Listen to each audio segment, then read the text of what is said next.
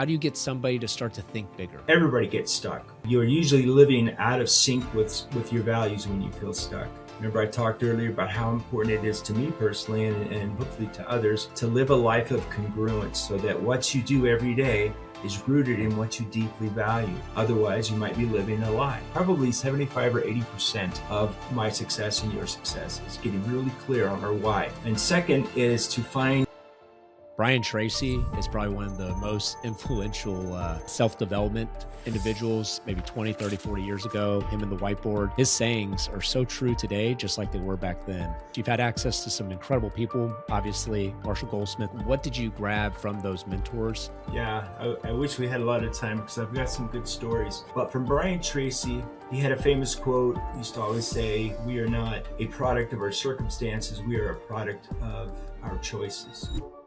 How do you define manifestation, and what does it look like day to day for a true founder or a leader? Manifest is a powerful word, and it means systems work, people fail. Welcome to InsureMark's Advisor Mentorship Podcast with Vice President Jeremy Hauser.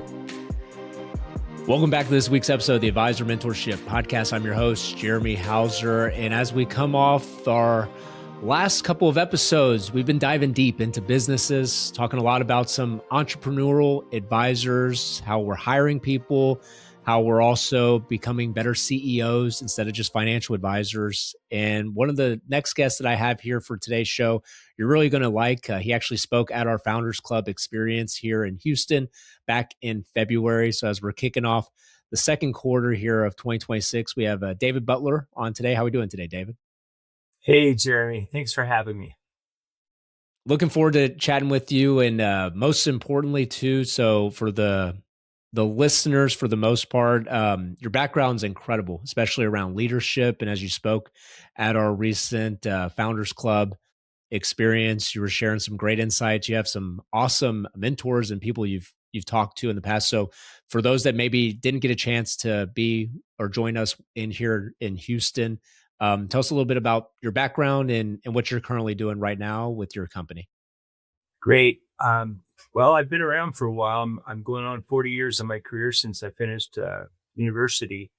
And I've had the opportunity to work for some really great companies, some great people, some great mentors. I could talk about some of that, but basically today I focus on how people's behavior and habits affect how well their business performs. And I've had the opportunity, like Jeremy mentioned, to work for Brian Tracy. I was his Latin America rep for 3 years. I've worked for Stephen Covey. He was my boss about 25 years ago and got to travel around with him. And I also currently work with Marshall Goldsmith, his organization in stakeholder-centered coaching. Most leaders think their problems come from a bad strategy or outdated technology, but the real issue is usually blind spots that we all have. And blind spots are just bad habits that people don't even realize they have, but those habits are slowing down their progress. So today I work with company owners and their teams to swap those old habits for new ones that build trust and increase the company's value. And I do that by using a specific methodology I mentioned a minute ago, stakeholder-centered coaching. And it's an approach that's based on a simple idea. And this is important. It doesn't matter what you intend or what you intend to do. What matters is how your actions actually impact others around you. And I'm talking about your stakeholders, your boss, your peers, your subordinates, your customers. When people improve the way they interact with their stakeholders, the entire company starts to perform at a much higher level. So that's what I'm doing today, Jeremy. It's awesome. And you mentioned some like just amazing people, and for just someone who always been in the financial service industry, and I am a millennial, so I'm out there in the social media world. Brian Tracy is probably one of the most influential, I think, self-development individuals. Whoever is running his stuff is incredible. back however long ago, maybe 20, 30, 40 years ago, him and the whiteboard, his sayings are so true today, just like they were back then. Yes. So, I mean, for you to get a chance to kind of share your wisdom from them and others, is there, so for the audience who obviously that's access, you've had access to some incredible people, obviously Marshall Goldsmith as well. So what are some of the things that the audience, how do you think for human behavior or even like human potential, like what did you grab from those mentors of those two to distill and to coach people, especially around like habits and different opportunities that they can just become better versions of themselves? Yeah. I wish we had a lot of time because I've got some good stories of some one-on-one discussions with specifically Brian and Stephen Covey. But from Brian Tracy, I learned that clarity precedes achievement. People don't fail for lack of talent. They fail for lack of clarity. Writing down a clear vision or a goal. Brian was brilliant at teaching this, but writing down a clear vision or a goal forces your behavior to organize itself around that vision or goal. For Marshall Goldsmith, there's so much there. I had a long career in corporate training.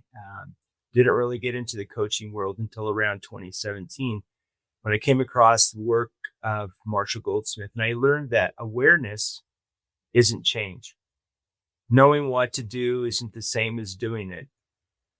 We've all heard of cognitive dissonance where we know what we should do, but we just can't do it. So real growth requires measurable change in behavior that's reinforced by others' feedback, stakeholders' feedback, and accountability. Improvement actually only counts when those around us see it and perceive it, because perception is reality. So it's a process. And from my old boss, Stephen Covey, he had a famous quote that used to always say, "We are not a product of our circumstances. We are a product of our choices." And so our choices, not our circumstances, create our reality and take us to whatever destiny we're going to achieve in our life. And most leaders already know, like I said, what they need to do. The hard part isn't the knowing. It's the discipline of actually changing. And so my work today focuses on helping people and their companies make those changes so they can become the people they want to be, do the work that they want to do, and achieve the goals in life that they're meant to achieve. North American has redesigned their award-winning Secure Horizon suite of FIAs to be more resilient in volatile markets. And effective March 10th, they added the S&P 500 Distance Stabilizer Index. This measures volatility over multiple recent time periods, which allows for flexibility to navigate short-term spikes and increase exposure during subsequent market rebounds. It aims to track the pure S&P 500 without a fixed volatility target, bonds, or commodities. It's available on the 1-year, the 2-year, and also their very popular laddering strategy. They have also recently added the straight S&P 500 annual point-to-point cap strategy to this suite of products. Not that commissions are important, but North American is also running a 1% commission on all of the Secure Horizon FIAs effective March 1st. When is the end date of this special, you may be asking? Well, at this point, there is no end date. So take advantage of this opportunity now. For more information on the North American suite of products, feel free to go to www.insuremarkamp.com/jhauser and click on Learn More. And I want to like park on that for a second because it's so valuable of what you just shared. And it's something that a lot of the top professionals that we work with, the simpleness of writing goals down, not just saying them or thinking them out loud, but obviously writing it. There is something there to doing that and putting it on paper. That's why actually some of our top performers of financial advisors, as they're continuing to build as leaders, hiring people that are building and scaling their business, I see them in the front rows of our conferences, and they're not typing on a laptop. They're actually physically writing things down. So what is that? Is there a correlation? You mentioned something with like Brian and the visional. Like, can you talk a little deeper about why that's so important to write things down? And you are taking me back because I first met Brian and his company in the early mid 90s and fell in love with the material. Went to Canada on my own dime to meet with his partner, Eve Moeller, who is over all of Brian's programs internationally. And the thing that really impressed me a lot was the whole training around goal setting and realizing in our lives what matters most and being able to set aside distractions and shiny objects to achieve those goals. And going back to what you said, I don't know if you can see this, but I have a little yellow notepad here and a pen. And I mean, like you and most others, I use my phone for everything. I take notes on my phone. But when I want to seriously focus in on a goal, and Brian taught this, every single day I will write down on a piece of paper.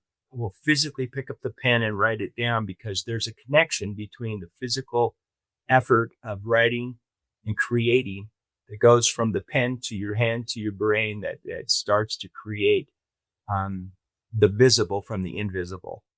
Mm. It's a whole workshop that I have on goal setting that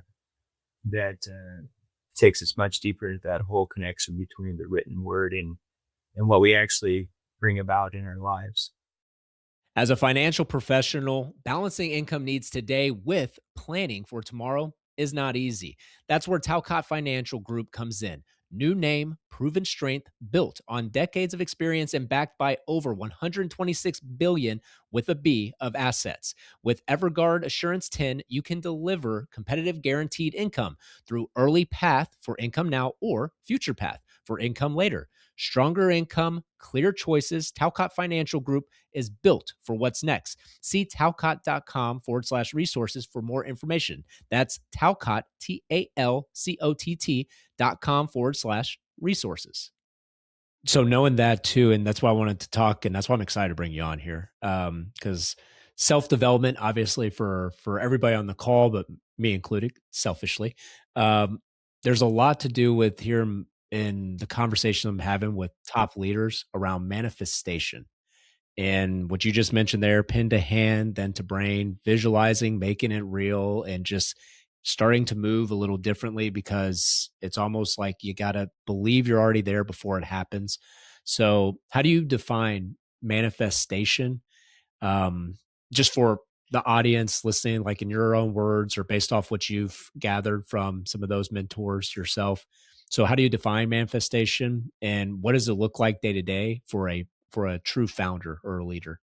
I love that word manifestation. It's a verb, manifest. It's got some interesting meaning. Originally, it has something to do with many comes from hands, and fast comes from to grab or to shake. So using your hand to get something done. So to manifest it. But manifest is a powerful word, and it means, like I said, making the invisible visible. And however, true manifestation isn't just about visualizing or dreaming or hoping or wanting for things to happen. It's actually a strict system for staying honest with yourself and your goals.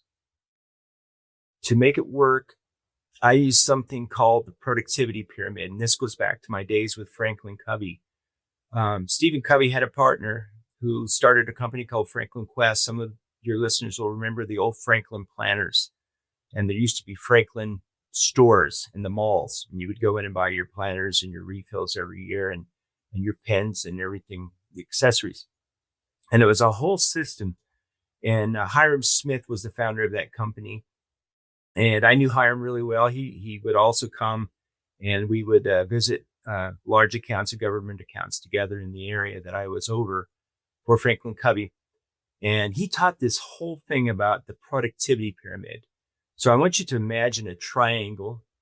You can even write it on a piece of paper right now if you want. And that triangle is divided into 3 equal layers, a bottom, a middle, and a top. And the bottom layer, or the foundation, we place in that the verb discover. This is where you figure out what you actually want from life and why you want it. And what do you stand for today? What will you stand for tomorrow? What will you fight for? And this section, it's based on the biography of Benjamin Franklin, and how at age 27, he felt like he was a disaster, that his life wasn't going anywhere. And he went to a Quaker friend, a Quaker minister, actually a friend of his, and he said, what should I do? I've just been piddling around for 10 years here in Philadelphia since I got here, and I haven't really accomplished anything. And he said, Ben, you need to go find a quiet spot out in nature, pen and paper, and write down the virtues that matter most to you. What are you willing to fight for? What are you willing to die for?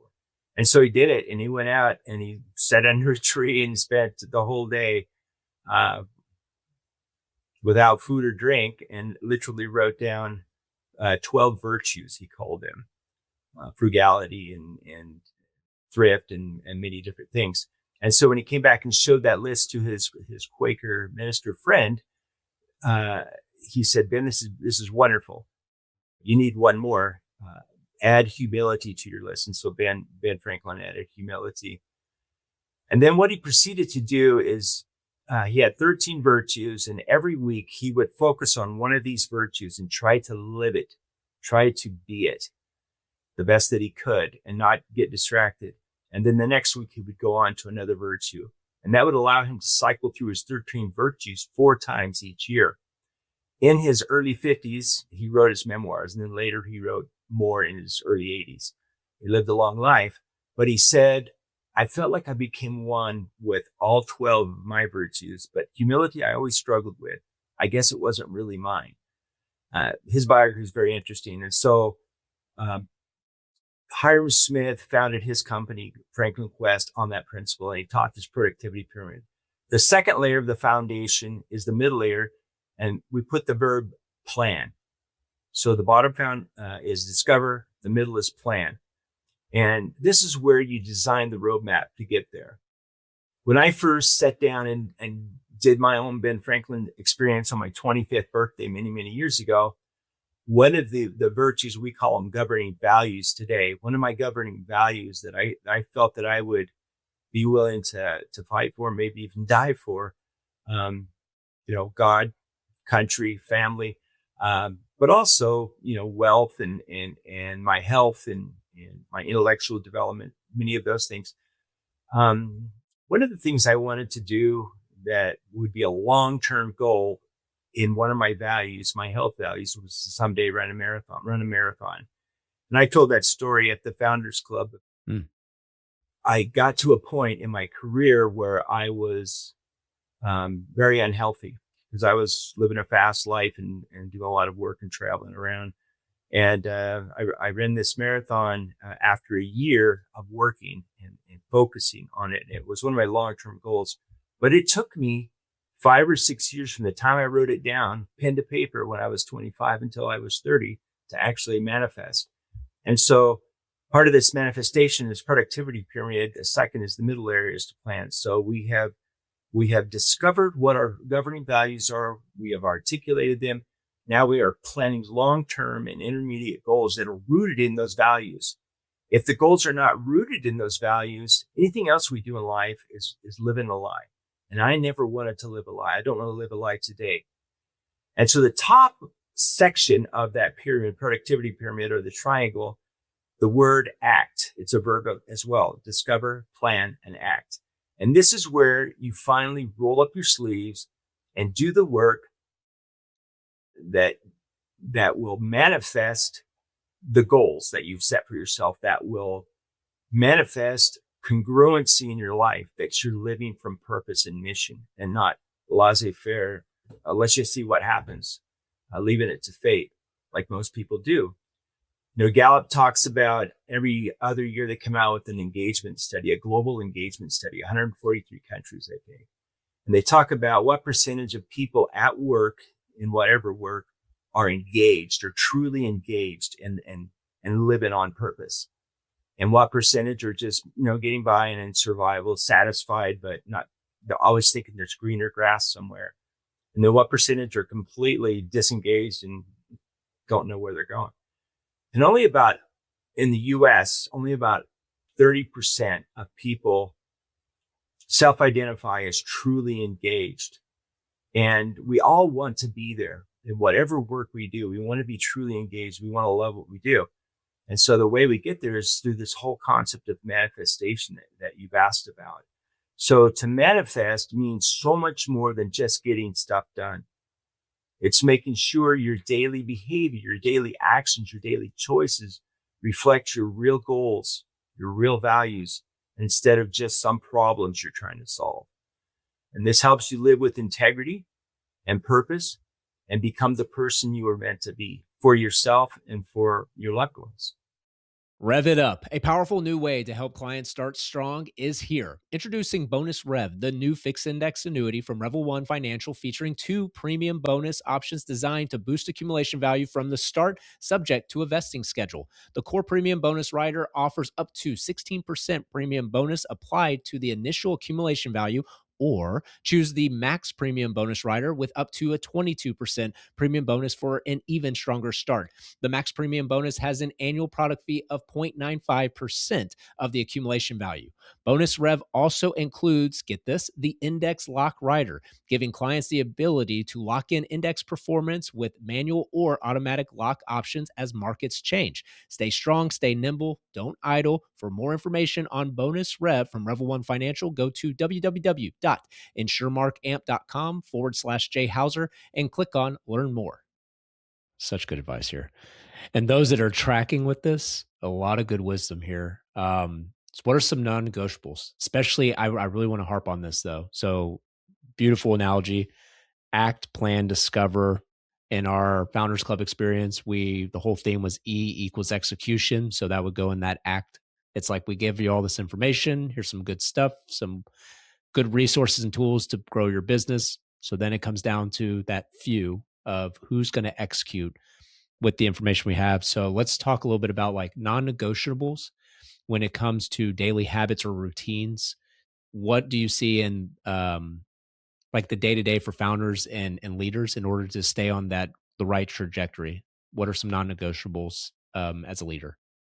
I love that. Non-negotiable. It gives you a sense of this takes priority. Prioritization is so important. Successful people don't just wait for things to happen. They repeat certain habits. And 3 must-dos, or as you say it, non-negotiables, that turn people's values into real life results. And I've got a couple of them. The first one that comes to mind is, again, one of the 7 habits of highly effective people by Dr. Stephen Covey. And it's the second of the 7 habits. It's called Begin with the End in Mind. Mm-hmm. Stop starting your day with a long to-do list. That doesn't work. Instead, make a results list. Pick 1 or 2 big goals for the day that actually matter, that are rooted into your values. Focus on getting those things done, not just staying busy. It's very important to get that. It sounds simple, it sounds easy, but it's very important to not get caught in the trap of putting out fires and being busy and thinking that you're being productive. Mm-hmm. The second one, after begin with the end in mind, it'll sound silly, but it's to fall in love. Someone once asked me, I've been speaking Spanish for over 40 years. I still do business in Mexico and Latin America a lot. And someone once asked me, well, what's the secret to learning language at a really high level, a second language? And I thought about it for a second. And the answer was, you just got to fall in love. And they said, what? And I said, not romantically, but you have to fall in love with a culture, with a language. You have to gamify it. It has to be fun. You have to love the food, the language, the different ways that people dress and speak. And it's that way with life as well. You have to fall in love with constant learning. And this is the second one. Fall in love with learning, constant learning. And I know you're a big proponent of this, Jeremy. That's why we're doing this podcast today. You don't get better by accident. Mm-hmm. Learn something new every day, Mm-hmm. either through books, podcasts like this, or mentors. There's no lack of information today with AI and the internet. So you can learn as much as you want about anything. In fact, the challenge is what you say no to. Okay. So then when you learn something that ensures your skills stay sharp and are helping you to reach your big dreams, this is very important. Teach it to someone else. We used to ask everybody that attended our thousands and thousands of workshops, at the very end, within 24, 48 hours, teach what you've learned today to somebody else, somebody you care about. Why? Because what we teach, we learn. And so if you want to retain and to actually expand what you learned today, teach it to somebody as soon as possible. The third thing, after beginning with the end in mind and falling in love, I call it the daily check-in. It's a check-in with yourself. Every night, ask yourself, what went right today? What can I do better tomorrow? If we're not constantly iterating and refining, fine-tuning, if you will, what we're doing, we may regress instead of make progress. So you'll find that your progress speeds up when you stop just surviving through the day and start reviewing your choices and deliberately. I love the word deliberate.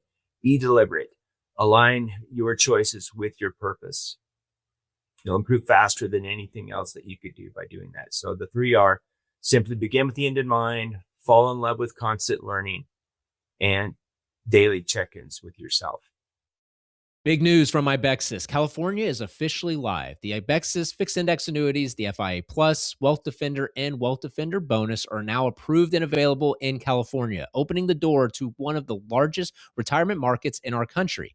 Advisors can now bring Ibexus solutions to California clients in competitive strategies designed to help win new business. And as an added benefit, Ibexus now supports both full and partial Roth IRA conversions, giving you additional tax planning flexibility for your clients.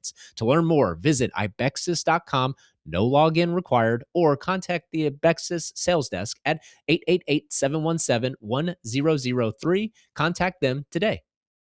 So, manifestation, having two minds better than one, a lot can be said around that. And I love the fact that you really focus on the end in mind. And now we're breaking it down into habits, the daily routines, the things. And I really like the fact of the messaging you mentioned earlier, where if you become good at something, start to teach it, because that is self-taught and continues to help you out. But what are some of so how about the people, let's talk the opposite. So what are some of the limiting beliefs that quietly sabotage people's goals? And how do you coach them to rewrite what they're doing in order to get out of that negative mindset? Yeah, that's a great question. Limiting beliefs are very, very powerful in everybody's life. And unless we consciously, as adults, deal with them, we'll carry them to our grave. I see three common limiting beliefs that hold even the best people back. They keep people and leaders stuck in survival mode instead of reaching their full potential. One of them is the theory that I'll change when things slow down. This is a trap. Most people are so busy working that they never stop to improve the systems that would actually make their lives easier. And it's important to get this. Change is a choice. In fact, it's a choice you're making right now. I'm making it right now. It's not some future date in your calendar. I'll change someday. I'll change. The other limiting belief is I'm successful, therefore I'm right. What I'm doing works. Well, just because something worked in the past doesn't mean it's the best way now. The habits that helped you to get to the level you're at today often are the exact things holding you back from getting yet to the next level. And Marshall taught this in his great book, What Got You Here Won't Get You There. Great book. Yeah.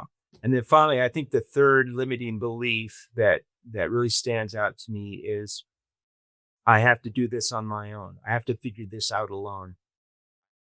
I struggle with asking for help. Well, that limiting belief is false because we see the best athletes in the world, professional athletes, Olympic athletes, and even the best CEOs in business rely on coaching and feedback. Working in isolation kills your growth. Bringing in mentors or coaches is the fastest way to get better. So don't let your past stop you from having an even bigger future. I couldn't agree more on that. And especially, I love that phrase you just said is just because, just because you're doing really well, you think that you're basically like you're just going to be right all the time. And so it's so true though. So like for those that have, let's say they've been stuck. Let's say they've been stuck the last 3 years, 2 years, and life is good though. It's not a bad stuck. But how do you get somebody to start to think bigger? So what are some of the I would say habits or some of the behaviors, the training that you do to help somebody, especially as a leader, start to embrace being uncomfortable and want to start thinking bigger? So what is something like someone listening today, what could they do in order to re-energize themselves to start thinking bigger?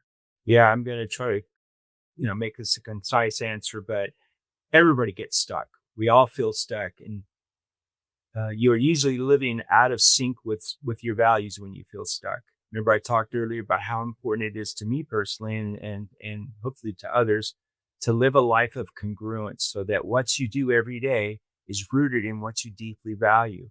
Otherwise, you might be living a lie, and it means your daily actions don't match your true purpose. And to fix this and get unstuck, we use a couple of techniques to reboot, if you will.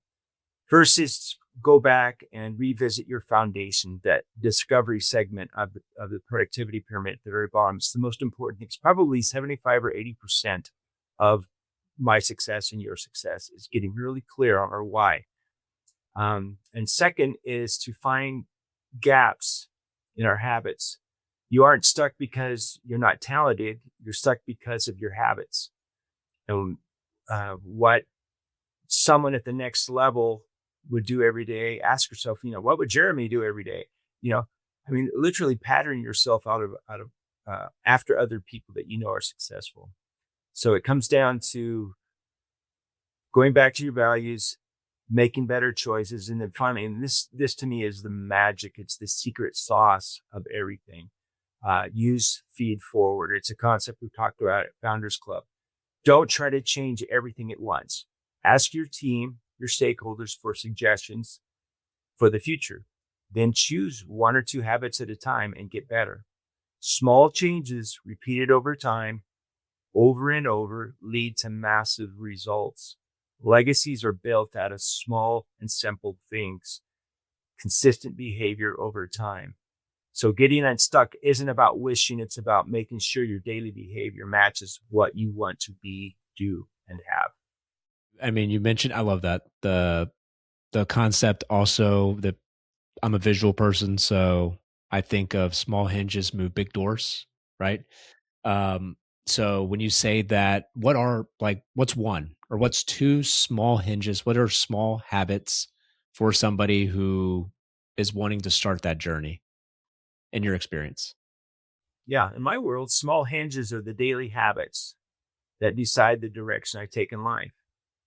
And you don't need to hit a home run to win the game. You just need base hits, small, steady choices, create massive legacy over time. So a couple of small hinges are: 1, ask better questions. Stop asking, how do I work harder? And start asking, how do I create more value for others and for myself? Better questions lead to better results. The second hinge,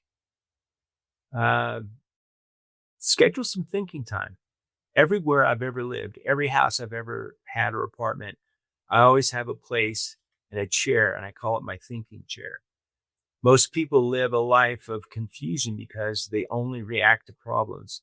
And taking 10 minutes to think is highly proactive. It's like a tiny rudder steering a giant ship. It keeps you on course.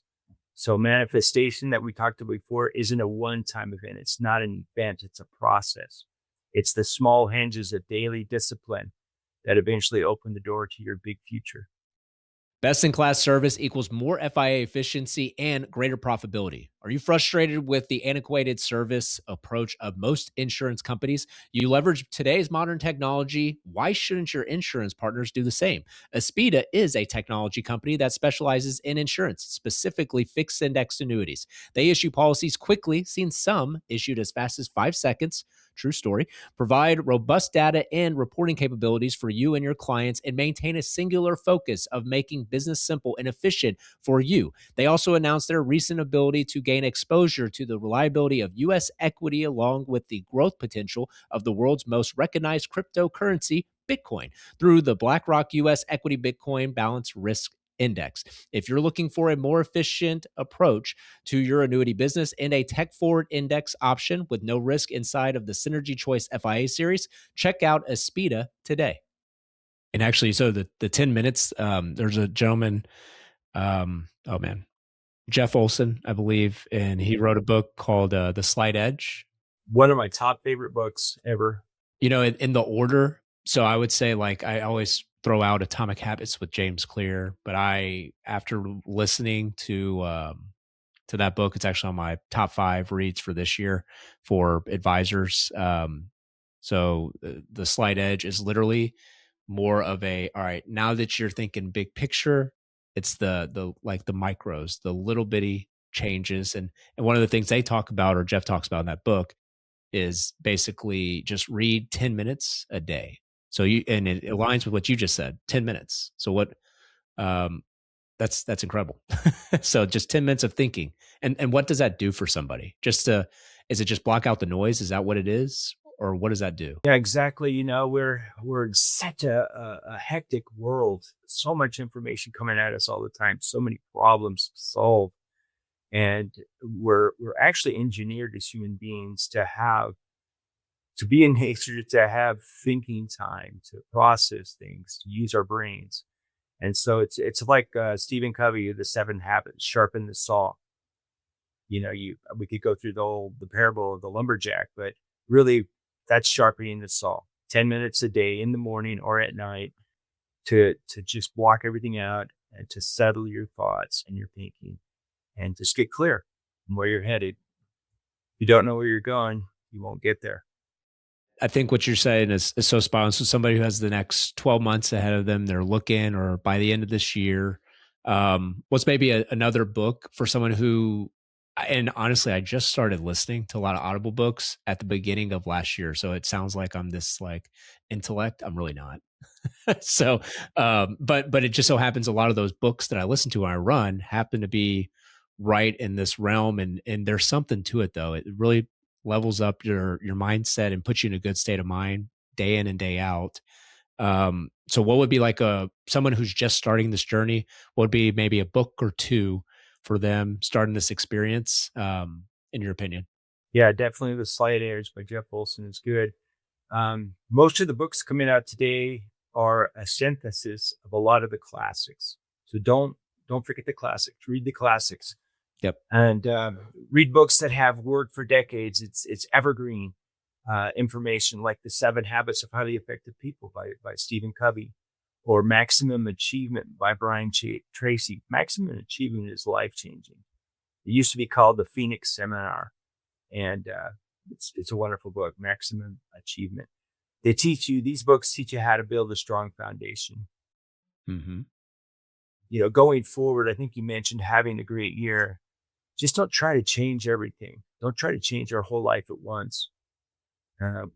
We have to tackle things one at a time. And I don't think we have a similar quote in English, but there's a quote in Spanish that says, "He who takes upon too much achieves little." And so we have to work on one thing at a time. And, focus, right? And it's prioritizing and being able to zone into your why, like you mentioned earlier. So people that want to know more about what your team does, you did an incredible job at Founders Club. A lot of the advisors, if you're in the right mindset, this type of stuff is really resonating and helping them level up and really focus in more on becoming masters of their craft. But those that are listening for the first time or don't know anybody or don't know anything about David, so where do they find information about you, and what do you have going on the rest of the year? Yeah. So most of my time is spent in working with corporate clients, companies. I say corporate, but lately it's mostly been companies that are kind of in transition from, say, 5 million to 20 million in sales, where the founder of the company, the entrepreneur, if you will, is still kind of doing everything, fixing everything, and has a team around them, mostly family members or long tenured friends, and they're trying to figure out how to break free from being what I call super producers to becoming firm architects or business builders, and creating a business that someday will have value and operate, in their absence, even more successfully than when they were there. Mm-hmm. I use a few tools. One of the tools that I use is one-on-one coaching. I found that, the key to the 99 is the one. You've heard that concept. It really is true. I used to not believe it. I used to believe to get in front of 100 people or 500 people was the ultimate teaching opportunity where I could do what I love to do. But I found that in time, what would happen is people would give me a 9 or a 10 evaluation upon leaving the seminar because they really enjoyed it. They got some great knowledge, some great skills. But Monday morning, when they went back to their desk in their office and were excited to implement, it was hard. They struggled, and there was no one there to kind of guide them and help them. Nobody in the street with them when they went out and called on clients to use the skills and the knowledge. And so at best, only about 15 or 20% of people will actually implement new ideas. So what I started requiring every time I sold a corporate training opportunity or a coaching opportunity is the opportunity to come in and do some post work or train the managers to do the post work so they could follow up. And then the implementation increased to 40%, 60%, 80%, sometimes even 90%. And what I do today specifically, we have statistical evidence with over 100,000 executives that have gone through stakeholder-centered coaching, where there's a 95% improvement as judged by stakeholders, not by the individuals, not by their bosses, but by the people that they influence that depend on them every day. And the reason is because there's a follow-up element. Again, awareness isn't change. Emotions create awareness. Awareness can create and kick off action. Action takes us to achievement. So you need all of those elements involved whenever you're endeavoring to change. So I can do speaking to groups. I come in and work with teams. We have a really cool workshop called Team Building Without Time Wasting that kicks off the whole feed forward concept in a company and immediately impacts culture and buy-in and accountability and execution and eventually business valuation. So I have that workshop. It has a 30-day follow-up. We do corporate training still. We'll go in and do an all-day seminar on time management or goal setting or the 7 habits or some of Brian's material. I've got a closet in my office full of original materials from Brian, Tracy, and Covey as a facilitator. So there's a lot of different ways, but primarily, to do a workshop with a small team is a good way to get started. It's inexpensive, but it has a very huge potential ripple effect in an organization. I love it. And those that want to reach out to you, what's the best form of contact? Yeah, you can DM me on LinkedIn. I'm on LinkedIn, or just my email is leadercoaching@outlook.com for now. And my phone number if you want to give them that. So perfect. And we'll include those below those that are listening. It will be in the section underneath the episode. One more thing, it's something that I always want to say if I ever get an opportunity to speak, and I know time's extremely short and valuable, but Yeah, go ahead. anything that you endeavor, any change that you endeavor to do, if you will exhibit 3 characteristics, you'll accomplish it. And this is really important, and it's going to sound kind of trite, but it's so important. You must repeatedly exhibit these 3 not so easy to implement characteristics. Number 1 is courage. And I don't just mean courage to, face the bullies. I'm talking about the courage to ask those around you for the truth without defending or explaining. Just ask them, what can I do to be a better colleague, boss for you? Second is humility. After you've shown the courage to ask, have the humility to see the truth with an open mind. And then the third is discipline. Courage, humility, discipline. Discipline is the most important. The discipline to change and ask for help in changing along the way.